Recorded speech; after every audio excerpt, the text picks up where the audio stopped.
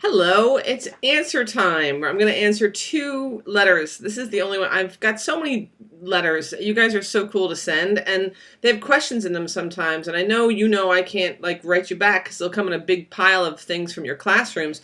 But I have two here today that I would love to answer. So, to Catherine at an unnamed high school somewhere, your question was, thank you for talking to our school. I thought that was cool how you met your husband in Ireland.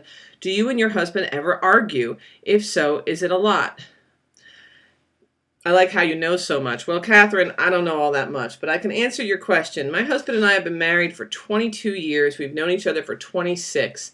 And do we ever argue? Yes, of course we argue. All healthy relationships, even friendships, argue or disagree sometimes. The idea is that you have to learn how to argue well.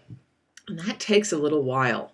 The idea, I guess, about arguing, especially in marriages and relationships, is that you have to learn to use nice language when you're arguing, use decent points, even though you're emotional. Try not to overreact to everything.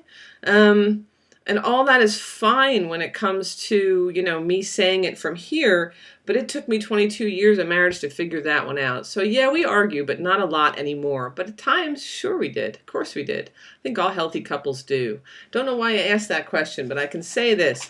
If you're ever in a relationship where it's uncomfortable or absolutely disrespectful, please make sure to figure out what you can do about that, because my husband and I have always been pretty respectful to each other, even when arguing. Now, for Zach. Zach, you wrote me this letter, and actually I did share it, not your name, but I shared parts of it with a group of teachers somewhere because I wanted them to hear this. So I'm going to read it. It says that you want to thank me for coming to see you. Always awesome to see you guys. I have one more question. Say you're writing poetry and it sounds really depressing. Unlike Poe and others in the past, if family or teachers read stuff like that, when family or teachers read stuff like that like it was art. But now teachers and families read something like that and they question things. They look and react off the bat, but honestly they don't even try and read the good.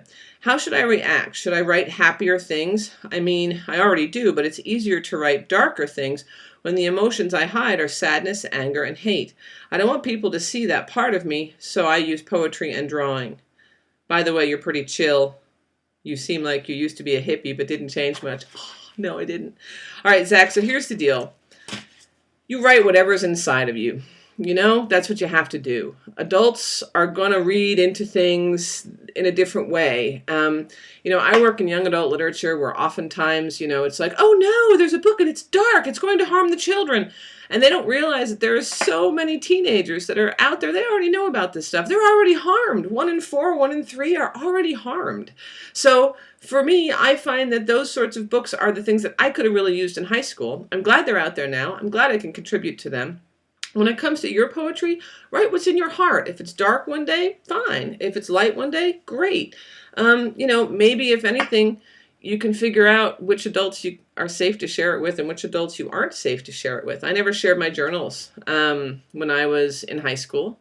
And there's some, dark stuff in there. So there's absolutely nothing wrong with writing dark things. Life at times is dark.